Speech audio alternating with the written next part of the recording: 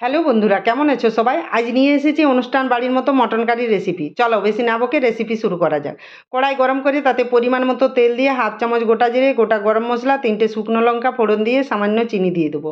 3টে বড় সাইজের পেঁয়াজ আগে থেকে কুচিয়ে রেখেছি, এবার সেটিও দিয়ে দেবো। এদিকে মাংসও ভালো করে ধুয়ে পরিষ্কার করে রেখেছি। পেঁয়াজ লাল লাল করে ভাজা হয়ে গেছে, এই সময় দিয়ে দেবো 2 চামচ রসুন বাটা। রসুনও একটু ভেজে নিয়ে দিয়ে দেবো 2 চামচ আদা বাটা, 1 চামচ কাঁচা লঙ্কা বাটা। মিশিয়ে নিয়ে দিয়ে দেবো 1 চামচ হলুদ গুঁড়ো, 1 চামচ ধনে গুঁড়ো, 1 চামচ জিরে গুঁড়ো দিয়ে মশলা ভালো করে ভেজে নিয়ে 1 চামচ কাশ্মীরি লঙ্কা গুঁড়ো, সামান্য জল দিয়ে মশলা আবারও কষিয়ে নেব। 2টো টমেটো আমি পেস্ট করে রেখেছি, এবার সেটিও দিয়ে আবারও মশলা কষিয়ে নেব। মশলা থেকে তেল ছাড়তে শুরু করেছে, এবার ধুয়ে রাখা মটন দিয়ে নাড়াচাড়া করে মিশিয়ে স্বাদ মতো লবণ দিয়ে ঢাকা দিয়ে দেবো কিছুক্ষণ। মাঝে মাঝে ঢাকা খুলে নাড়াচাড়া করতে থাকবো। মটন থেকে যে জল বেরিয়েছে সেই জলেই মটন হাফ সেদ্ধ হয়ে যাবে। এভাবে 20 থেকে 25 মিনিট কষিয়ে নেব।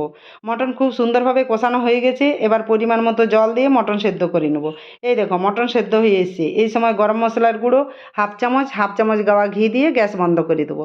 এবার গরম ভাতে পরিবেশন করো এই গরম গরম মটন কারি। রেসিপিটি ভালো লাগলে আমার চ্যানেলটি লাইক শেয়ার সাবস্ক্রাইব করে পাশে থাকবে। ধন্যবাদ।